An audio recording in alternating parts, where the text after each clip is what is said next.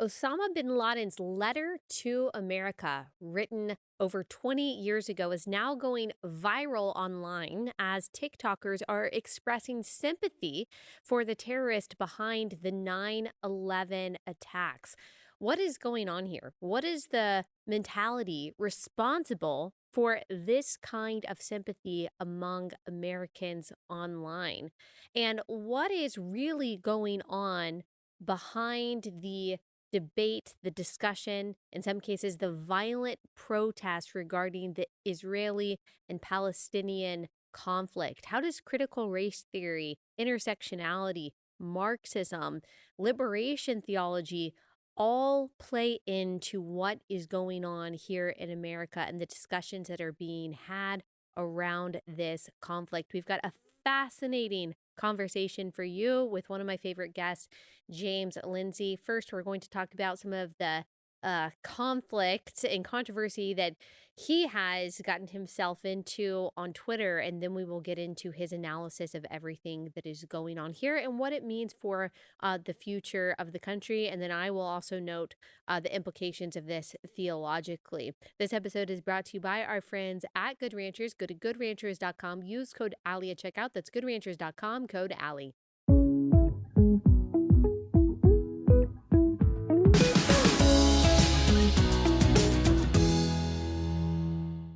James Lindsay, welcome back. Thanks so much for joining Relatable again. Okay, before we get into all the stuff that's going on, and I just want to get your interpretation of everything. I've got so many questions about the debates. You were recently restricted on Twitter. I went to your page and I saw that it said this profile is temporarily restricted, which I've never seen before. What happened? I don't know. I actually got almost no information about this whatsoever. I tried and found a way to kind of submit a report to Twitter, and they sent me back an automated email that said that my account had been flagged for suspicious activity, believing that I probably had been hacked. And so I don't know. It resolved itself. It said if I would reset my password and all of this, it could resolve itself after a few hours. And then after several hours, I changed my display name, and that allowed me to verify that I am a human through the test that gives you if you change Mhm. anything on your profile. And once I verified that I was a human, it gave me my account access back. So um, I know that I was getting mass reports yet again for making people mad. So Yeah, tell I me assume why. that something. I want to get into that a little bit. Who do you think was mass reporting you and why?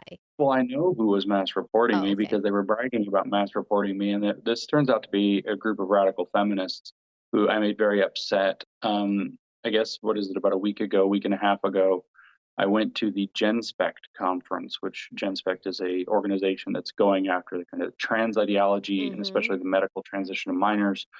And I went and spoke at their conference. It was a very interesting conference.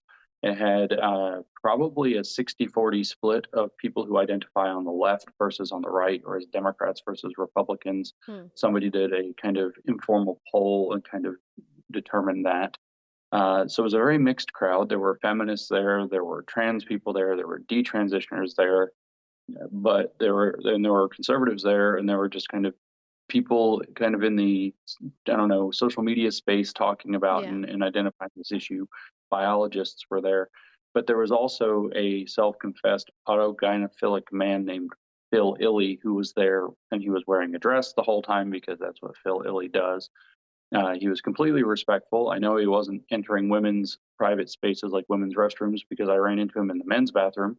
And so the feminists got very, very upset. The radical feminists got very upset after the fact, not that he was there, but that he ended up in a picture posted by GenSpec.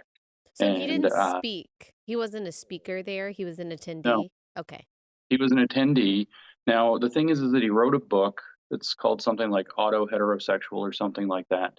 It's gigantic, and he was not selling it. He was handing it out to people he deemed to be influencers who might want to read it. He wasn't, in that sense, promoting it with the official sanction of GenSpec, but GenSpec didn't tell him you can't give out your book. And so, as far as I could tell, his behavior was completely respectful. Respectful. It's a little weird to be walking around in a dress. I personally felt like I wanted to just go up to him and say, "Dude, really?" A bunch of times, but whatever. And this turned into a big mess. Jen Speck wrote an article about it. I shared the article and said that rad femmes are losing their minds over a man doing something they don't like. So And after Jen Speck posted the picture, and let's just be specific, the radical feminists are people who are feminists who, like, the left would consider TERFs. So they are feminists who are against gender ideology in men and women's spaces. There are writers at the outlet Redux, an outlet that I've promoted a lot. Genevieve Gluck has done a lot of amazing research. She's been on the show several times, just dissecting a lot of the things that are going on in gender ideology. So those women were upset that it seemed like Jen Speck was platforming a man who was manifesting his sexual fetishes at a conference that is ostensibly speaking out against gender bending as a male fetish. Like, I would say that that's probably what their complaint was, right?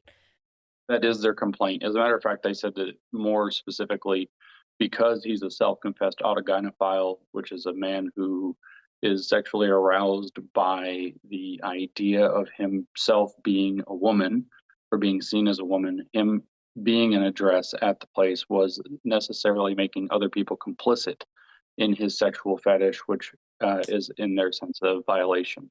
And so there is a point there. I mean, I Phil think could have so. dressed in street clothes like a normal person. Yeah. I don't know or claim to know anything about Phil or his motivations. I spoke to him for maybe all of 3 or 4 minutes. He gave me a copy of his book. I haven't read any of it yet. But anyway, I even to the degree that they have a point, radical feminism, and this was the point that I made, that upset them, refuses to take any responsibility for the completely blatantly obvious and true fact that radical feminist theory and activism is what opened the door to this happening in the first place. They're only willing to blame the men who were involved and the specific men who are acting as autogynephiles or whatever other things for all of this. It's that their own theory can have literally no negative consequences whatsoever in their mind, and so that's what I was calling out. And it made particularly the kind of feminist icon Kelly J. Keene very upset, and she decided to try to be a hard ass with me or something, which, as everybody who's ever spent 5 minutes on Twitter knows, being a hard ass with me on Twitter never goes well. And so I'm not going to leave it alone, and I didn't leave it alone, and I'm continuing not to leave it alone. So it will continue to spiral into a bigger and bigger fight until, in my opinion, feminism is exposed for laying the roots of queer theory, but also laying the roots of the sociocultural milieu in which women grow up to hate womanhood, or young women grow up to hate the idea of womanhood.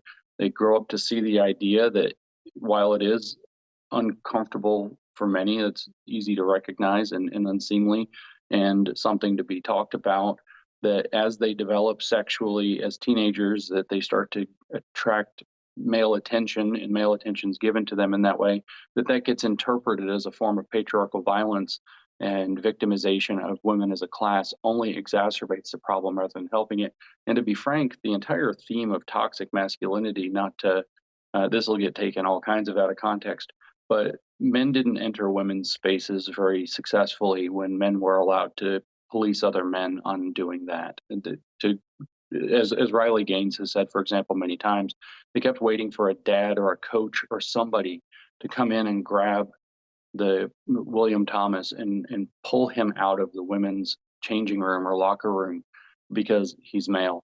And that never occurred. Well, the thing is toxic masculinity as a feminist trope has really prevented men from being able to take action to stop creepy and predatory men, whether acting toward women or children.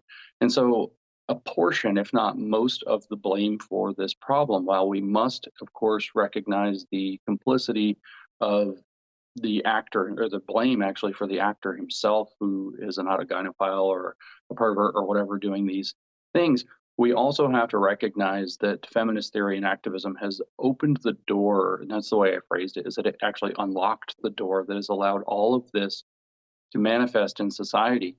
And if they're not willing to take any responsibility for it, they may as well recognize that their theory, which I can talk about it in that aspect as well, is completely useless. Yeah. In fact, it's worse than Mm. useless for stopping the problem, which I think we all agree is a problem.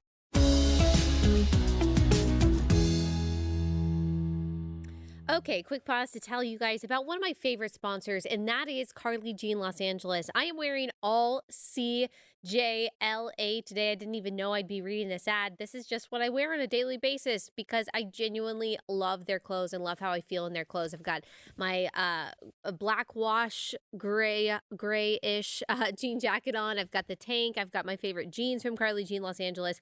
All their clothes are so comfortable. I'm still postpartum right now, and so it's not necessarily my most confident time, and yet I feel so good in my skin and with my body when I'm wearing Carly Jean Los Angeles because all of their clothes just fit so well. They're so comfortable, and I think they're really flattering in all stages of life and in all seasons of the year. You can just get a few really nice pieces from CJLA, and you can mix and match them, layer them throughout the year, and you're good to go. Plus, this is a company owned by a family that has the same values that you and I do. They love Jesus, they love America, and so you can just feel good all around supporting Carly Jean Los Angeles. They've got a really great deal going on for you right now. Their discount that they're offering with my code is higher than it is usually, even higher. If you go to carlyjeanlosangeles.com, use code Allie30 at checkout, you get 30% off site wide, excluding final sale items. Go to carlyjeanlosangeles.com, code Allie30. carlyjeanlosangeles.com, code Allie30.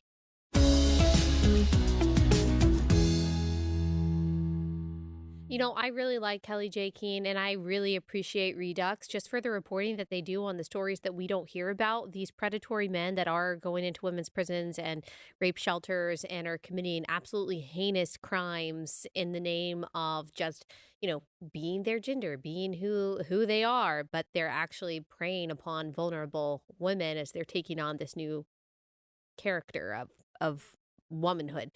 So I really appreciate all of the work that Genevieve Gluck has done. However, I don't consider myself a feminist for the very reasons that you just listed. It's not because I don't believe that women are equal or valuable or any of those things, but because I think the ideology down to its roots is rotten. So could it be possible that they define feminism differently than what you're defining? Like, couldn't Kelly J. Keene and the writers at Redux, they're saying, well, we're feminists because we simply believe in the protection and perpetuation of the rights and equality and the dignity of women. That's what we're trying to protect. That's what we've always tried to protect. And I've also seen them say, look, they're feminists going back several decades who were fighting against this idea of gender bending, fighting against this idea of men in women's spaces, fighting against the idea of gender ideology. So couldn't it just be that there were some feminists who really do, they just consider themselves champions of women's rights, and then the other feminists who say,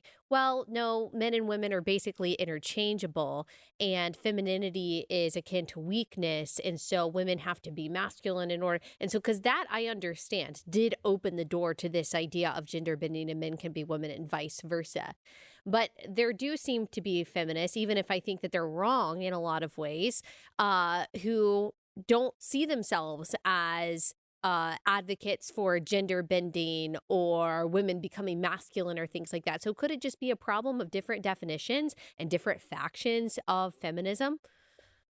Factions is a better word than definitions, but I guess the definitions define the factions.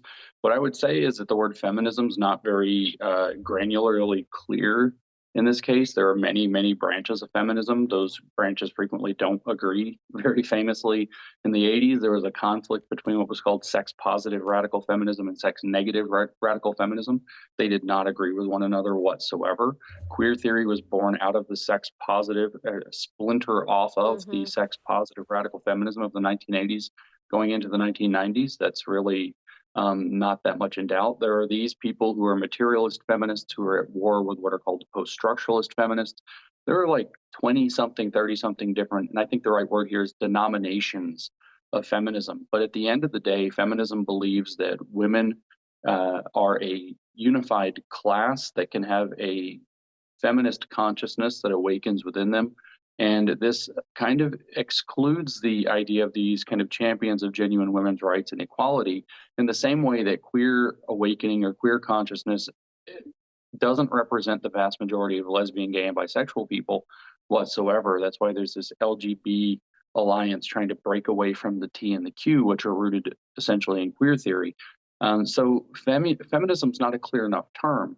If we were to get really, into the weeds, I've studied a little bit of this. I would definitely not consider myself in any way a radical feminist. I don't use the term for myself at all, but I find myself agreeing with quite a lot of what gets called choice feminism, for example, or liberal feminism, which are both derided in the radical feminist literature as kind of sellout positions. And that's in fact what our fake paper that was the feminist Mein Kampf, where we rewrote the chapter of Mein Kampf and intersectional feminism. We said that intersectional feminism needed to define a form of solidarity that copied we didn't say it needs to copy the Nazi movement. We replaced the Nazi movement that Hitler was writing about with intersectional feminist solidarity as a new movement. And the thing that it was targeting was neoliberal and choice feminism. So there's immense differences between feminists is the main point I want to draw here. But the fact of the matter remains that feminist theory, from Simone de Beauvoir asking the question in 1949, what is a woman, to Matt Walsh asking the question in gender theorists not being able to answer it in 2022, what is a woman, including Ketanji Brown Jackson going up to the Supreme Court. There's a straight line, and that line travels primarily through feminist theory. And it's true that men and perverts and people like John Money and Stoller and a lot of these, Kinsey and a lot of these other guys, the influence of the post-structuralists like Foucault, all had huge influences on the development of queer theory and trans ideology. But it doesn't change the fact that the underlying construct that defines the whole thing is the definitional construct of radical feminism, which is gender as a social construct. If you believe gender is a social construct, the next stop on the train, imagine it's a train going from station to station. The next stop on the train is so is sex. As a matter of fact, you find Monique Wettig, who is a female feminist. You find Judith Butler. You find person after person, even within, kind of just straight feminist analyses of Beauvoir, you find this conclusion that if gender is a social construct, maybe sex was too all along. And then guess what?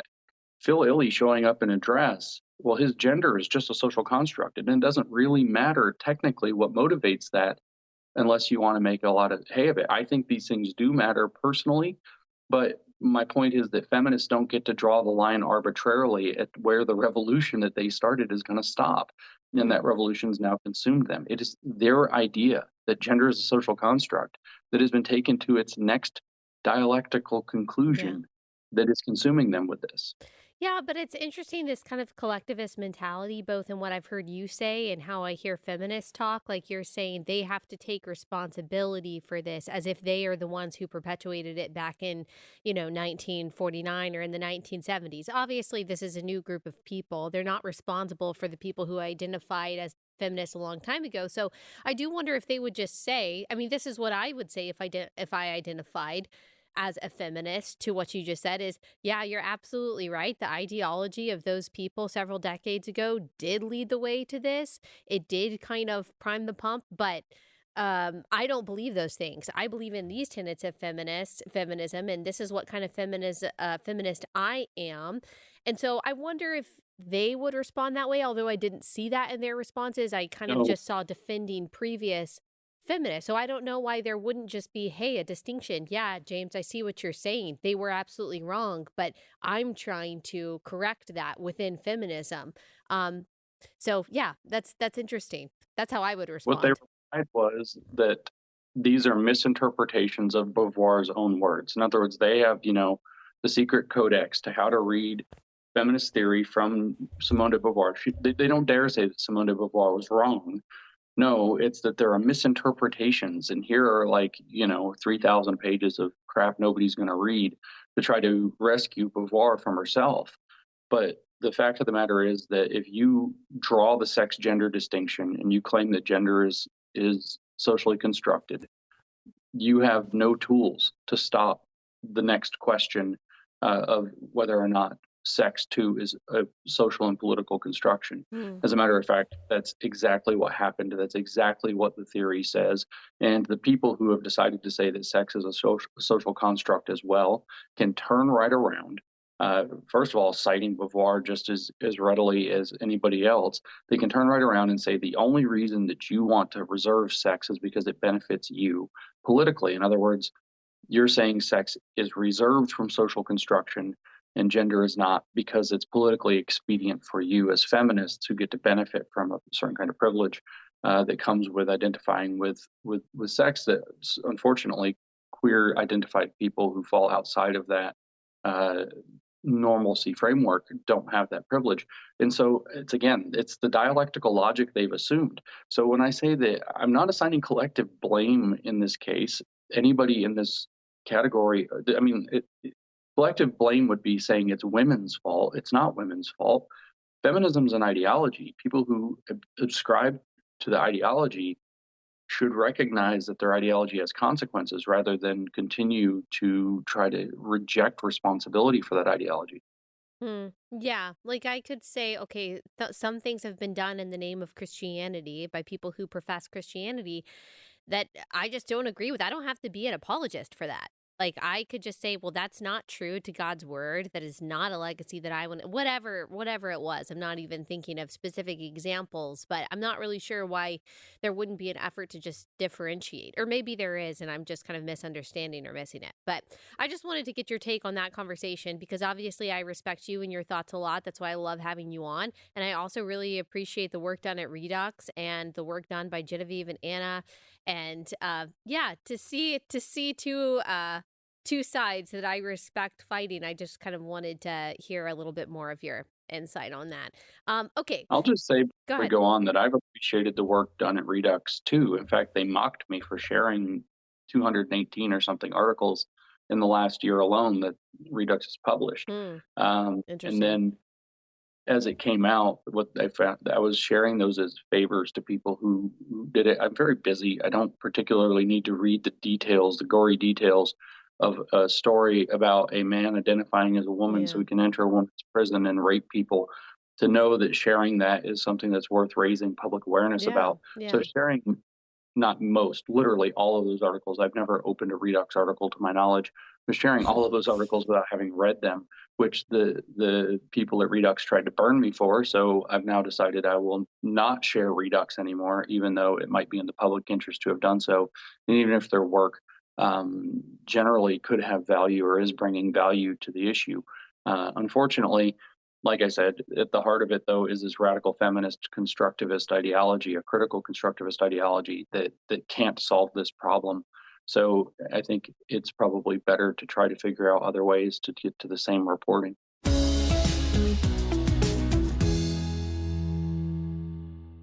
Another break to tell you guys about Good Ranchers. So, Good Ranchers has an amazing deal going on right now. They've got their Black Friday Your Way sale. It's live. You don't want to miss it. This November, you get to pick your favorite meat to get free for a year when you subscribe to any box. So, you pick a year of free steak, salmon, chicken, or bacon when you subscribe to any box. So, when you subscribe, that box of all American meat shows up at your front door every month. And we have this. We get their better than organic chicken. We get their craft beef. We love their ground beef and their pre-marinated chicken, as well as their steaks. It just makes our life so much easier. I love supporting American farms and ranches, knowing that I have high quality meat. I don't have to worry about going in the grocery store wondering where my meat is from and what the quality is. That's just one less thing to worry about. You just put it in the freezer and then you're good to go. You've got at least one part of your meal accounted for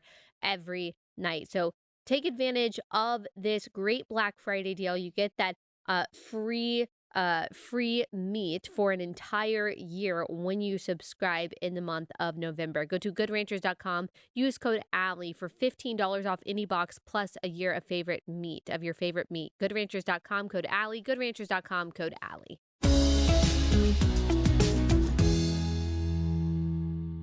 Let's move on to Israel Palestine. And really, I just want you to break down like what is going on behind the conflict or the interpretation of the conflict here in the United States. We did an episode last week talking to someone else about what's going on in the history and things like that. I'm sure you would have an interesting analysis of all that. But I want you to talk about the debate and the discussion that's happening. And I'll just give you some of my observations. And there are just so many things that I've seen that I'm like, I need James Lindsay to interpret what is going on behind what's being said.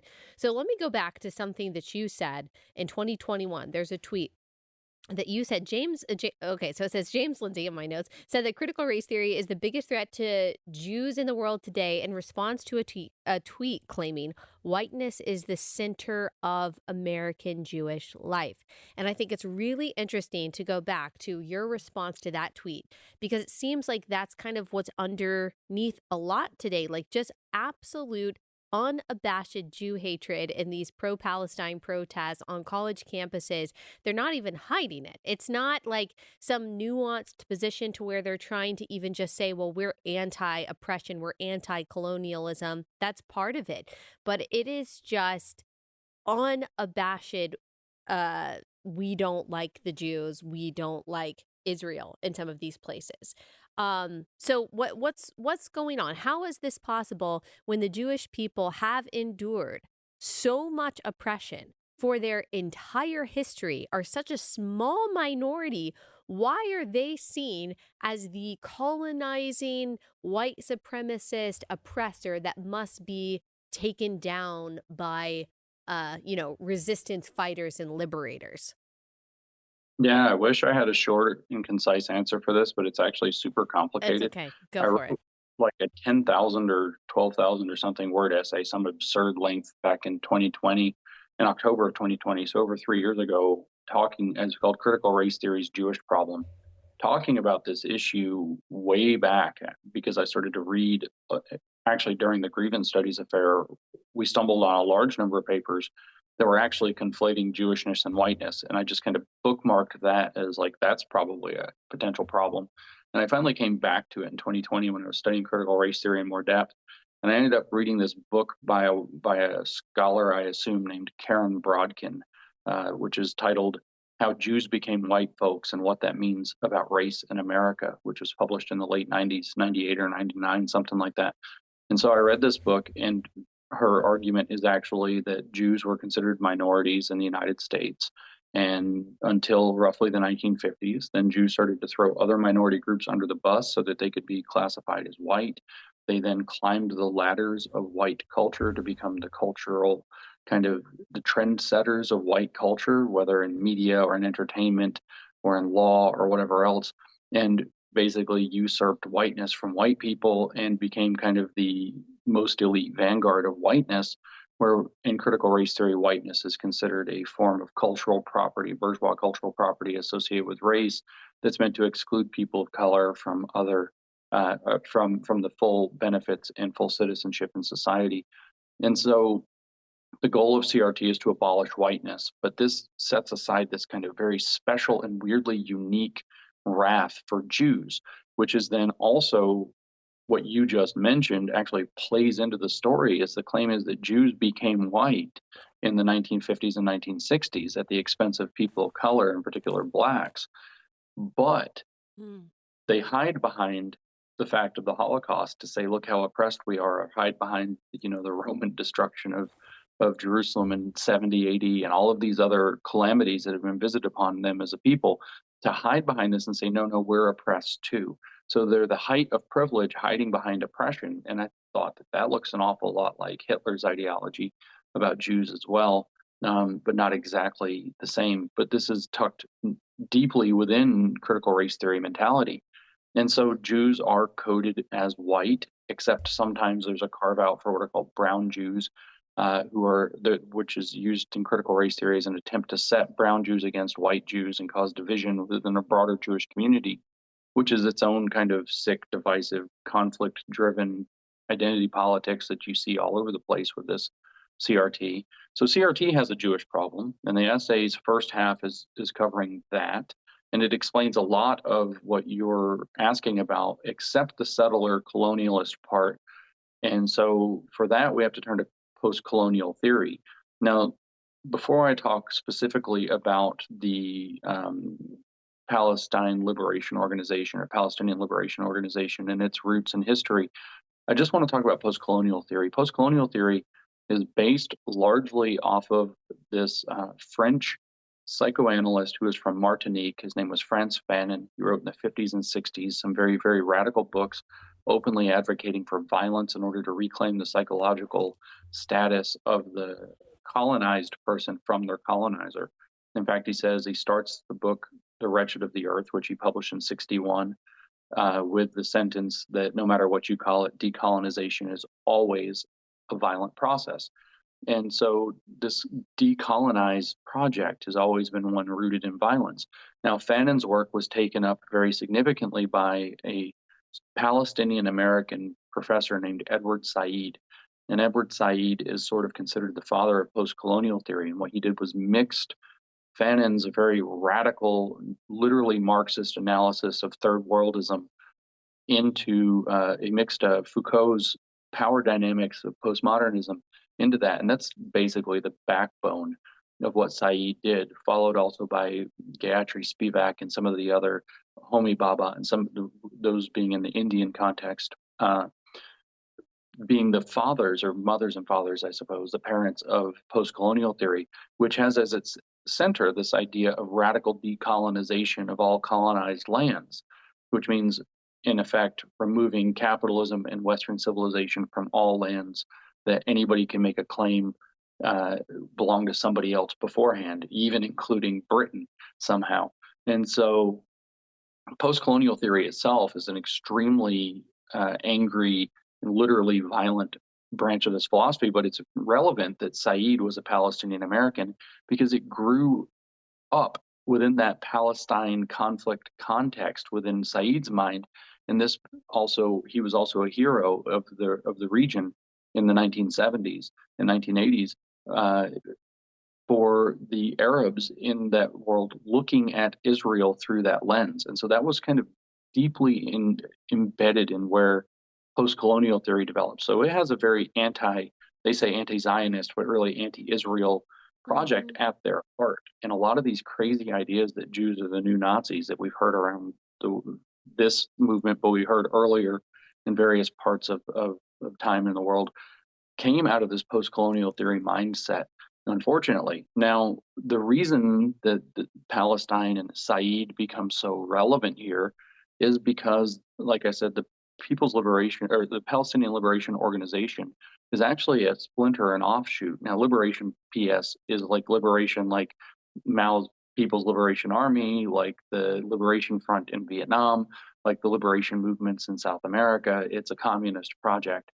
But the PLO is an offshoot of something that was earlier defined as the Popular Front for the Liberation of Palestine, the PFLP. Now, Popular Front should tell you just linguistically, if you've kind of picked up on these things, that that was a Marxist project. As a matter of fact, it was a Soviet project to bring Marxism and division into the region following the establishment of Israel in 1948. So the PLO, which gave birth to Hamas after the very radical traditionalist, if you want, but it's really radical fundamentalist Islam ideas got from the Muslim Brotherhood, got infused into the liberationist ideas of the PLO, actually came from a Soviet setup to create division around the object of Israel in the region. So this is all, in some sense, the downstream effects of blatant propaganda from the Soviets trying to break apart the Middle East, to make it a violent, war-torn area, to make it so that there would never be peace unless the American and English project of the Israeli state were completely and utterly destroyed. And so there's no surprise that there's massive solidarity from the left. When Judith Butler got caught on tape, this came out now and she's trying to disclaim it, but 20 years ago, saying that Palestine has always been a project of the global left. She wasn't kidding. She wasn't lying. She wasn't wrong. She's trying to disclaim it now for whatever reasons that we could speculate on. But here we have the fairy godmother of queer theory saying that Palestine was always a project of the global left, and all of these other liberation movements, including Black Lives Matter, which is really the Black liberation movement reconstituted, queer liberation, and so on, all have to sign on and go full bore into solidarity across this global left push. Because for them, it doesn't matter if it's queer things or Black things or race or sex or gender or sexuality or ability status, or in this case, colonial status, in specific Israel versus so-called Palestine. The issue is not for them the issue. The issue is always the revolution. And this is part of that far global left revolution. So you see 100% solidarity because that's how cults work. Yeah.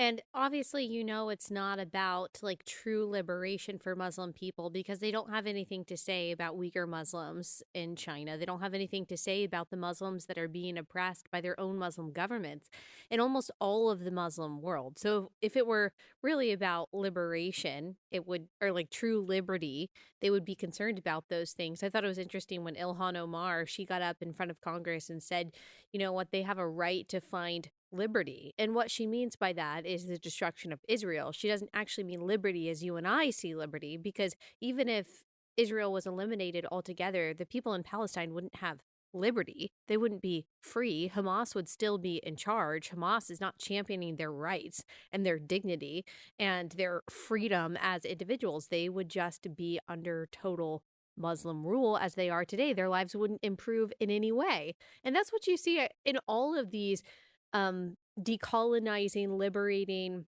revolutions. I'm not saying that every colonizer has been, kind and compassionate, but the decolonialism tends to always lead to prolonged destruction. If you're looking at Zimbabwe or Haiti or any of these places where they have risen up against their oppressor, they haven't improved the lives of the people that they say that they're advocating for.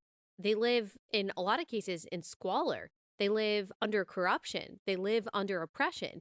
But liberation from that kind of oppression apparently doesn't matter. It's only against the white or perceived white oppressor, the Western oppressor, whatever it is.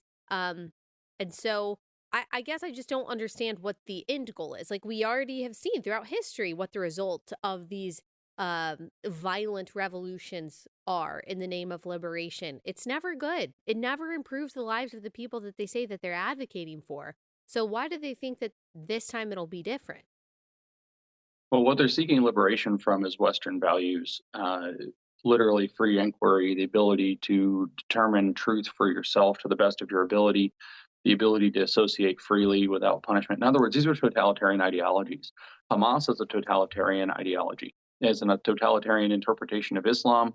It very specifically is, it takes very literally that Islam, which literally means submission, is the pathway, the sole and only pathway to peace. There will be peace when everybody submits to their very radical, very, very fundamentalist interpretation, very totalitarian, I should say, interpretation of Islam as a totalizing ideology. So no Islam, no peace would be the way that they phrase it. But that's the same as no justice, no peace that we hear in the West, or no socialism, no peace that you might have heard under Mao. It's literally the exact same project. There's a reason that I continually mess up when I try to say the Palestinian Liberation Organization, the PLO. I accidentally say the People's Liberation Organization because I'm conflating it with the People's Liberation Army of China by mistake in my head, which is what Mao named his communist Red Army. It was the PLA, and it's still the PLA to this day. The idea is very simple. What Mao said was that there would be freedom, right? So there's your liberation, your liberty that Omar is talking about. There'll be freedom, but it only exists under socialist discipline. That's what Mao said would be the case under China in China after the revolution.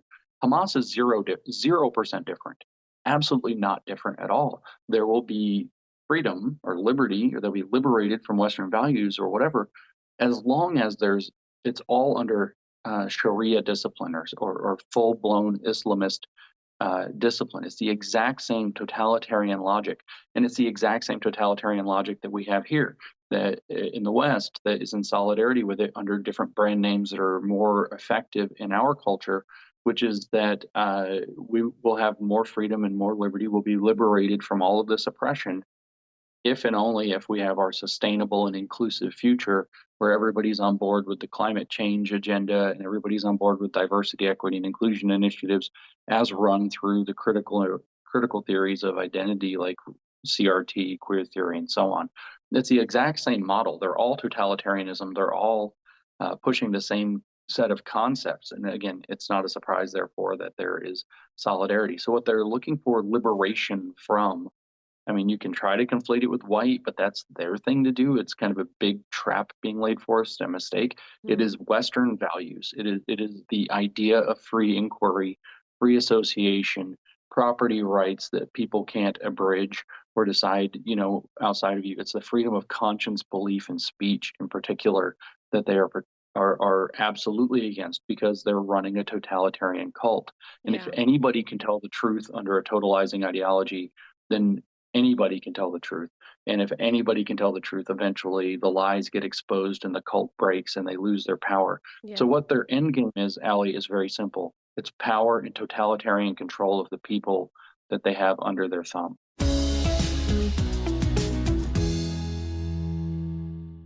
Okay, let me tell you about Jace Medical. Jace Medical is the only service in the United States that prepares you for medical emergencies with antibiotics and the prescription medications that you take on a daily basis. So, how it works is you go through Jace Medical, through their telemedicine service, and you get the prescriptions that you need in a year supply. So, you can uh, stow them away and you can have them in case of an emergency. So the antibiotics, common antibiotics that you might need in case of an infection, and say you're not able to access the pharmacy or your doctor for some reason, you already have these, you're able to take them. And I mean, this can be literally life-saving, especially if things like hit the fan. We don't know what's going to happen in the future. This is one way that you can just prepare your family, as well as a year supply of the prescriptions that you, your spouse, or your kids take. So again, if you run into some kind of emergency situation, you're not able to access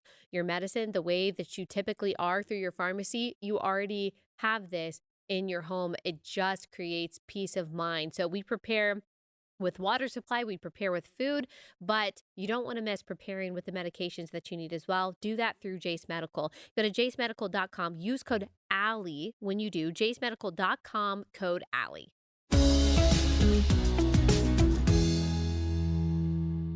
Okay, so the communists here, the critical race theorists here, do they understand that Islam is incongruent with their goals? That like Islam isn't interested in their intersectional goals. Like Islam doesn't see themselves actually linking arms with Black Americans here against oppression. Maybe they're very I think these Middle Eastern countries, just like China, are really good at propaganda. And so they're really good at kind of using those messages to cultivate support, um, among brainless left wing activists here. But obviously, that's not the goal of Islam. The goal of Islam is total control. And in a different way, though, than critical race theorists here. It would be a different government, a different system. So, do left wing activists here understand that? Like, do they understand that Islam is not interested in their pie in the sky left wing coalition? Or have they so deluded themselves into thinking that they are fighting the same fight as Hamas? It's wild because you do see professors using that symbol, the silhouette of the paraglider, as a symbol of resistance.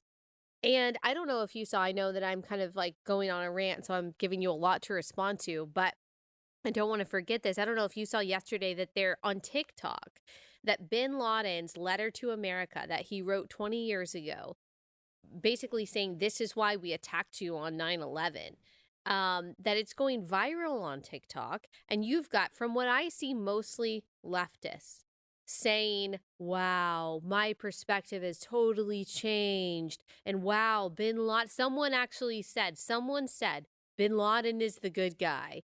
Someone said, why is it called terrorism when really it's just resistance against the oppressor? What? There was a TikToker who said, herself. She said, I'm Muslim. And now that everyone is reading bin Laden's letter to America, now people know the truth. James, that's terrifying.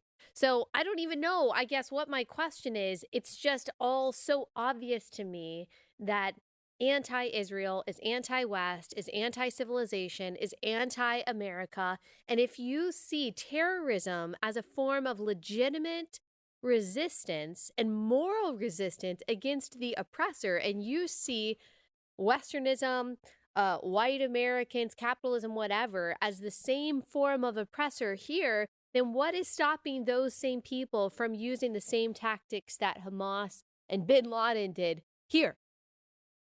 Yeah, well, you're basically you've got your thumb right on it. So you don't need to have a question about that. You've already explained that their logic is really bad, really dangerous, and really frightening. As for these, leftist professors with the paraglider thing, just tell them if they're listening. I doubt they listen to you and me, but if they're listening, is do not ask for whom the paraglider flies; it flies for thee. It's coming for them. And no, to your first part of the question, Scary. Allie, they do not realize what they're dealing with. That the Red Guard, I don't think fully understood what it was getting into with Mao, for example. After Mao got his power back from Liu Shaoqi at their due to the efforts of the Red Guard, he sent the PLA after them and got rid of them. Um, I, I see frequently when you were asking me about that part about if the leftists know what they're tangling with Islam. I don't think they know what they're tangling with any of the things that they're tangling with. In particular, you can see what there's these videos going around like, what are you going to do after the revolution? And they talk about how they're going to curate books and they're going to do all this kind of artsy fartsy stuff. But Marx wasn't ambiguous about what they would do after the revolution. Is that you were going to work, you're going to do labor with a hammer and a sickle, peasant work, factory work, stone work, and so on, until you learned the value of work. Until, I think his phrasing is something like the labor becomes your prime reason for being, or something like that. And that was what the point of the Gulag was. They have no idea what they're tangling with at all. It's all very whimsical and airy fairy and idealistic and utopian until the rubber meets the road. And this is exactly what the case is. I think that the people in Hamas, the radical Islamists, the people who would have been Taliban or are Taliban still, completely understand what they're messing with, whereas the wokes who are supporting them have no idea what they're dealing with, and they think very much so that they're going to be able to just come in and absolutely, once the revolution has taken place, once constitutional protections of belief have been destroyed, they're going to be able to come in and force convert at the sword like they've always intended to. And I think there are historical precedents for that in the Arab region, where the socialists helped the Arabs get their, or the Muslims get, I should say, Islamists get and take over power. And then they turned around and immediately said, convert to Islam or die, Islam or death. Those are your choices. And those are not socialist countries today. So I don't think they know what they're dealing with. I think that the idea of queers for Palestine or sex workers for Palestine or even feminists for Palestine completely reveals that they don't know what they're working with, that there are more brutal totalitarian ideologies out there rather than their utopian, love is love kind of picture of the world. And I don't think they're going to win those hardliners over. They're going to get bowled over once the protections that they have now turned against and they're angry at and they're rallying against are removed, thanks to the revolution that they're championing. So there's this weird, like, tragic, pitiful side to this whole story that the useful idiot is, gets the bullet too, frankly.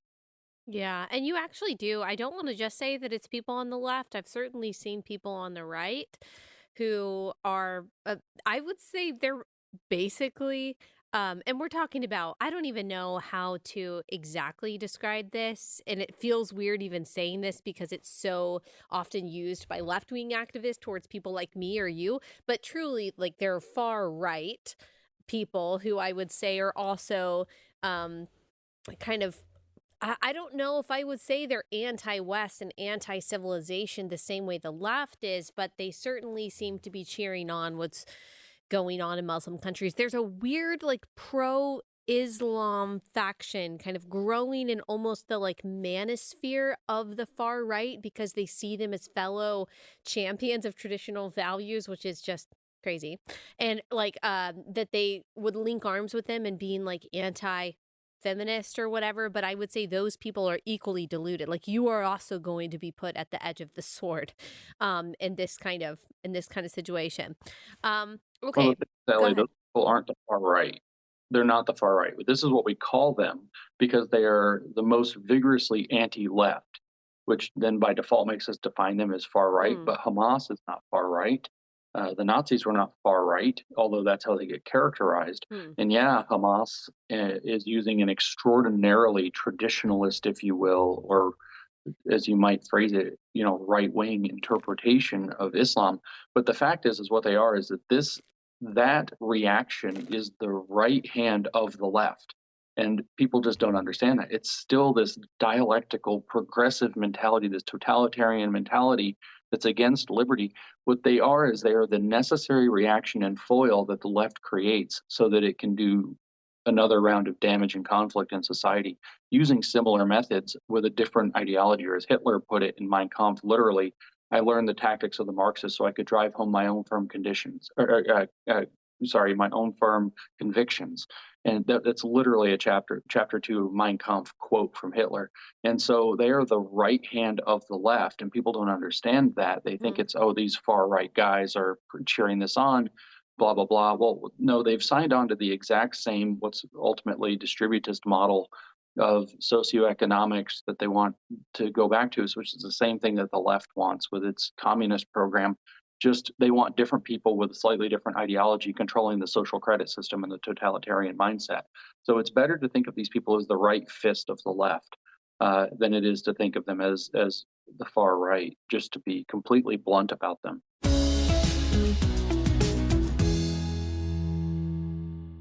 All right, another break to tell you about Birch Gold. So now is the time. Now is the time to diversify into gold with the help of Birch Gold. When you open a gold IRA, for every $10,000 that you spend by December 22nd, Birch Gold will send you a free gold bar. All you have to do is text Allie to 989-898. You will get a free, no obligation info kit on gold. So if you're listening and you're like, Allie, I don't even know what you're talking about. Why should I diversify into gold?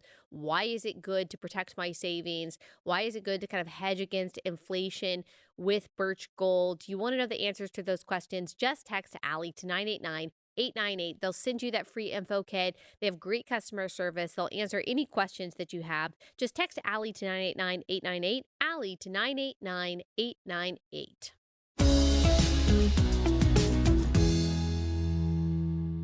And we're saying anti West, anti America, anti white, anti civilization. And I guess you could say it's all those things. But of course, I see within that anti Christianity. And I know we're talking about anti Semitism, but you can't really talk about Western civilization without Christianity. Christianity is what drove Western civilization. I don't think we would have Western civilization or the rule of law as we do today without Christianity. So, I mean, I know that you don't have the same theological convictions that I do, but it's hard for me not to look at the left and like their complete delusion when it comes to what Islam is and like what their movement is about without seeing something profoundly spiritual about it. Like without seeing that, oh, like they don't have eyes to see or ears to hear or a mind that understands, like as scripture says. Like it's right in front of them. It's right in front of them what is really going on. It's obvious that terrorism is bad, or we think it should be obvious, but really it's not obvious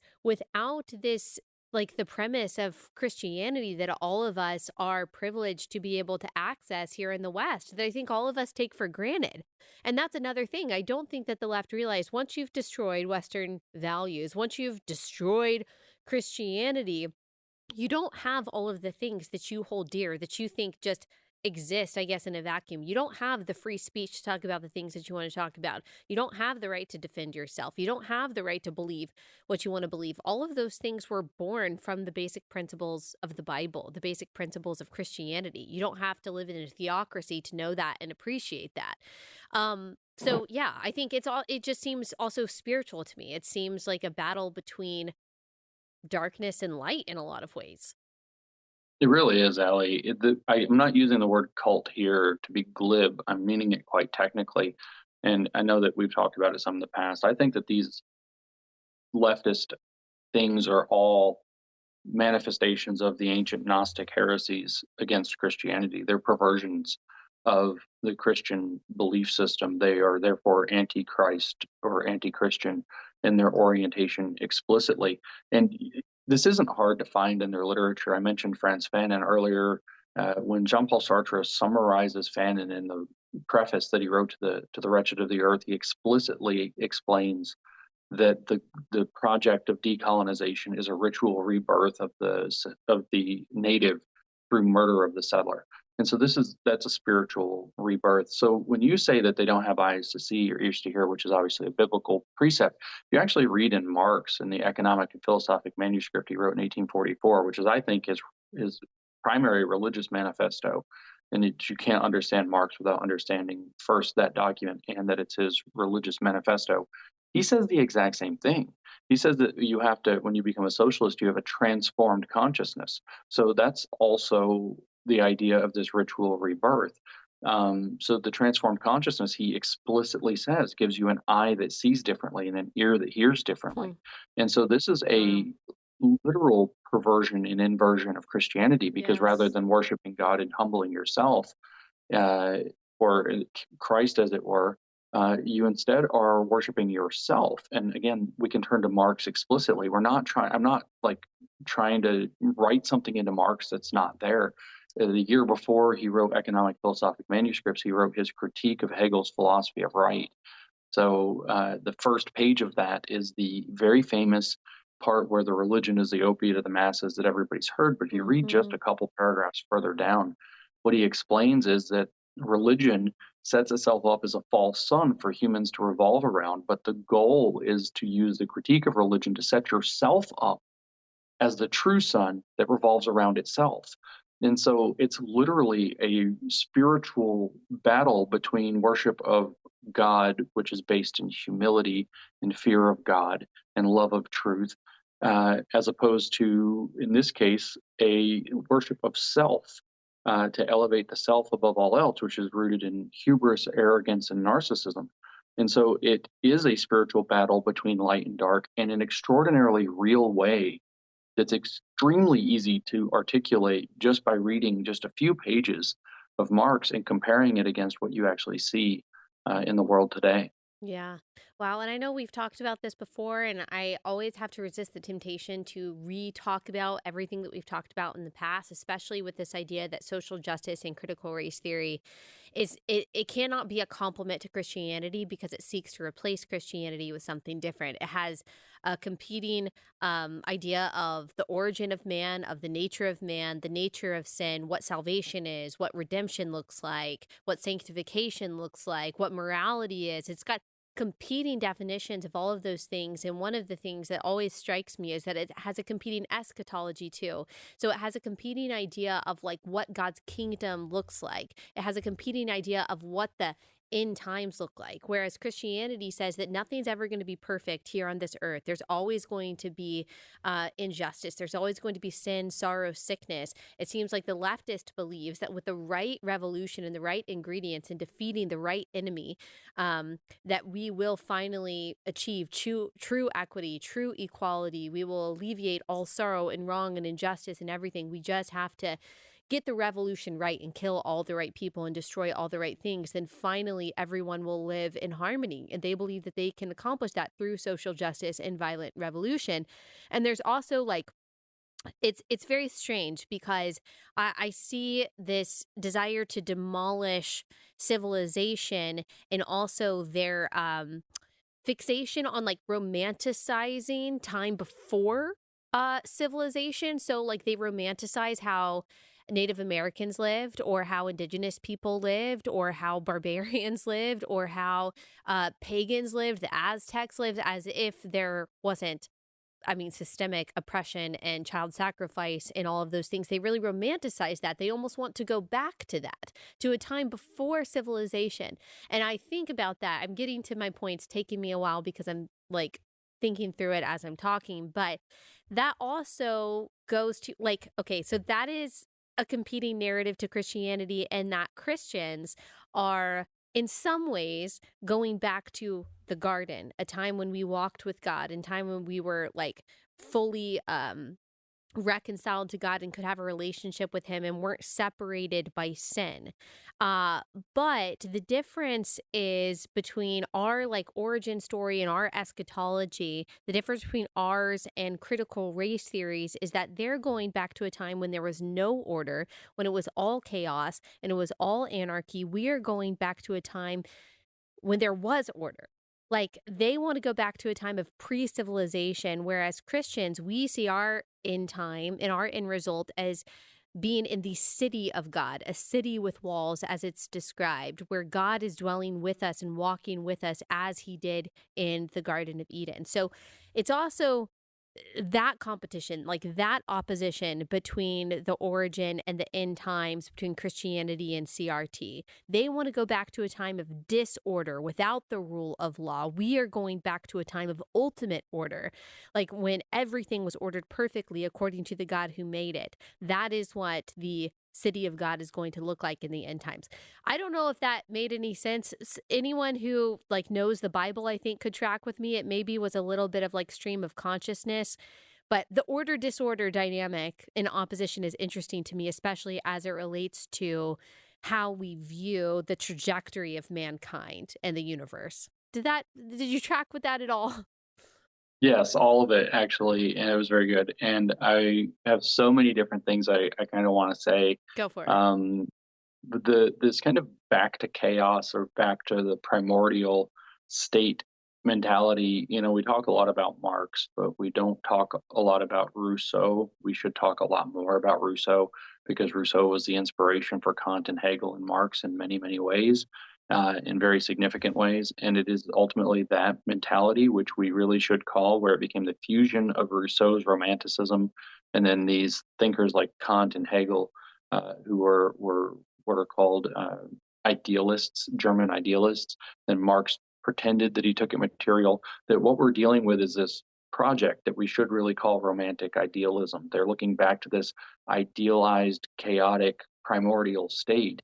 And Marx's phrasing was that what you're going to do is you're going to return to the archaic form on a higher level, which is, of course, a cult spiritual project of transformation. That's what he thinks that you're going to do. So you're going to resurrect that primordial state and you're going to return to it on a higher level. He says you get there through critique, you get there through the criticism, and all true criticism starts with a criticism of religion because religion holds up this idea of perfect order and of humility. So he wants to cast down God and say that man was always what made man. And so man is at the center of his own creation and being, and man is the beginning and the end, the alpha and the omega of man. And so he creates this self-centered, man-centered Mm. religion in place of Christianity. But these other kind of icons you brought up are strewn throughout their literature. So I, did a lot of work on the Brazilian Marxist educator, Paulo Freire, who wrote The Pedagogy of the Oppressed, and he wrote Politics of Education. And one of his disciples, Henry Giroux, a communist educator, wrote the foreword to The Politics of Education, and he literally calls Paulo's work a prophetic vision and says that it's prophetic in that it calls you to these are his own words, to create the kingdom of God here on earth in solidarity with the oppressed. And so they are literally believing that they're summoning the kingdom of God. You see this also in the writings of the most famous and influential neo-Marxist, Herbert Marcuse, in his earliest major work that people know about. He had some before that, but his first major work was Eros and Civilization. Eros and Civilization is a very peculiar book. It's where he tried to mix Marx and Freud into a new, psychosocial analysis of critique.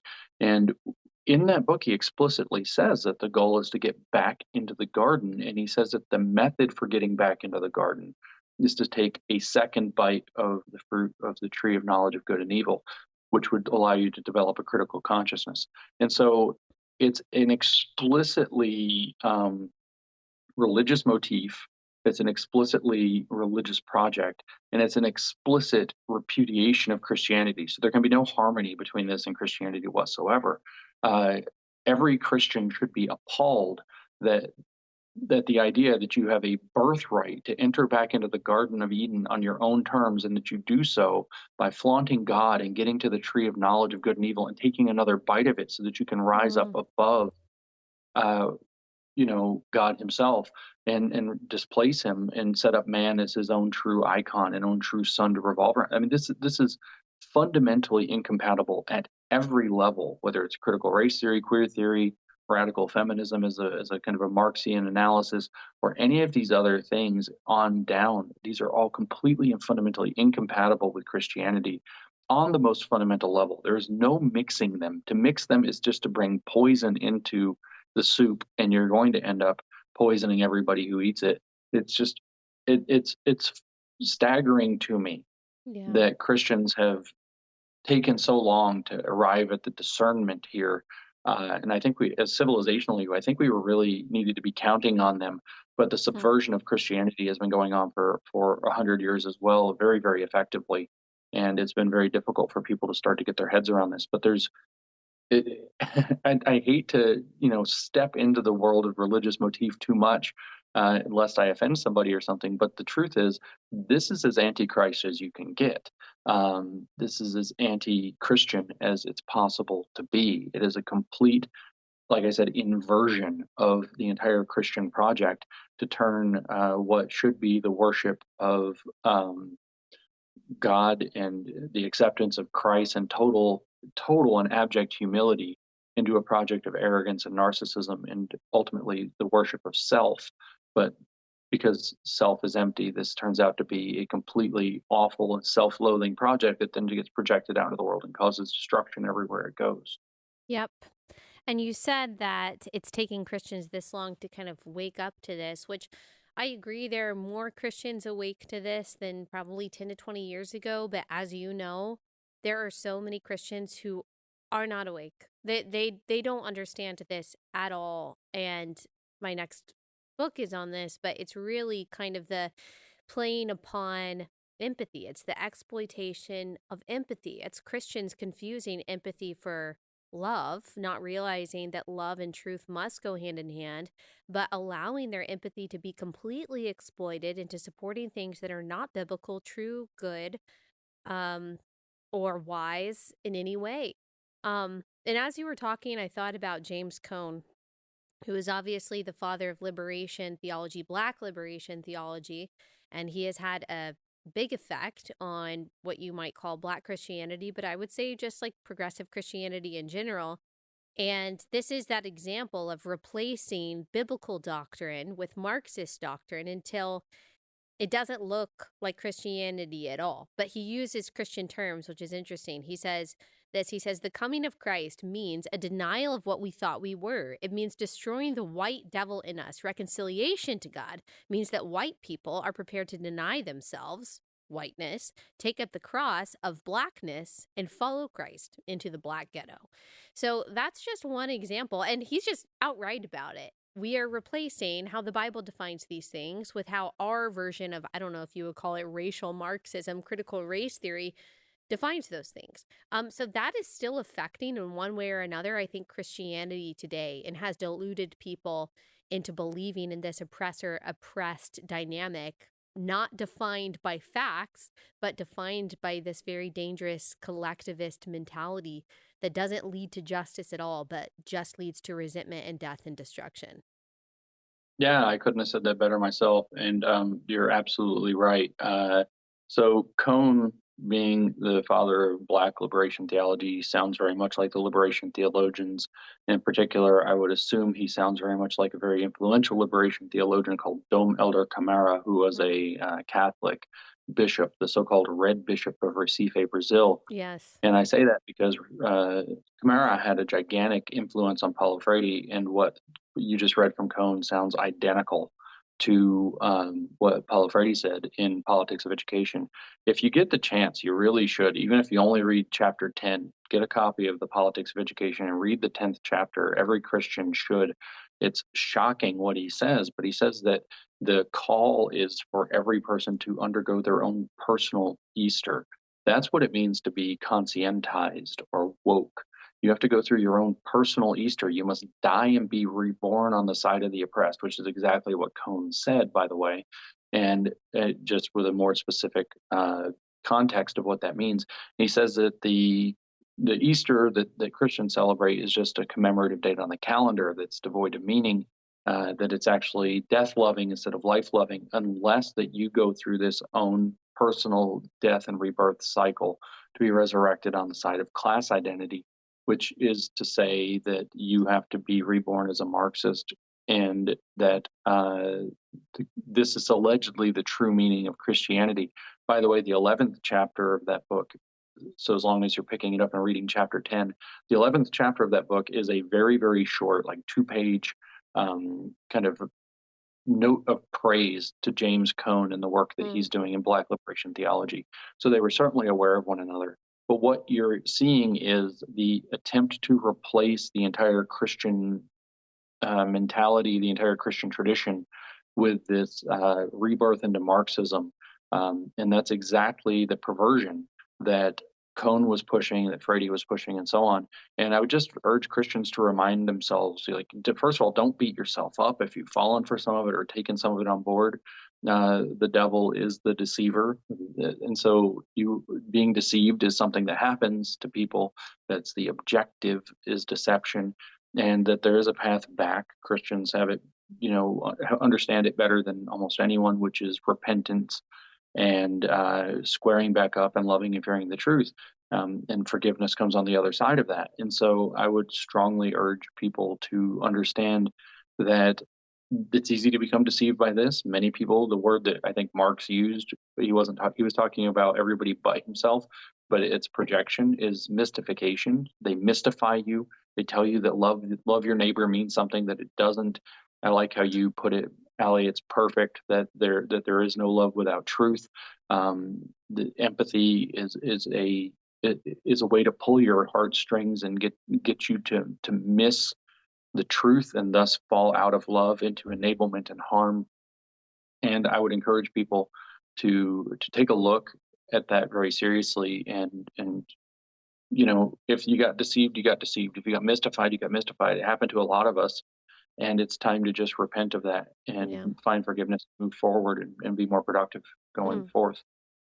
Amen. Well, that's a more hopeful note to end on. There was a period in there when I was getting, I was like, oh man, this is dark, thinking about the direction that this goes, that inevitable conclusion. But the only thing that we really have control over is what we do. And as you said, even though we don't share the same faith, you're right. It is repentance. It is redemption. It is taking kind of a phrase that I think has been manipulated and exploited by the left, doing better, knowing better so you can do better, but in the real sense, in the true sense. And I will never panic or give up hope, because I believe in the grace and the miraculous power of God, but I also believe in people's ability to wake up to reality. And you play a big role in helping people wake up to reality. And that's why I'm very thankful for you. So thank you so much, James. I really appreciate you taking the time to come on. And I'm sure that we will talk again soon. Yeah, I look forward to it. Thank you, Allie. Thank you.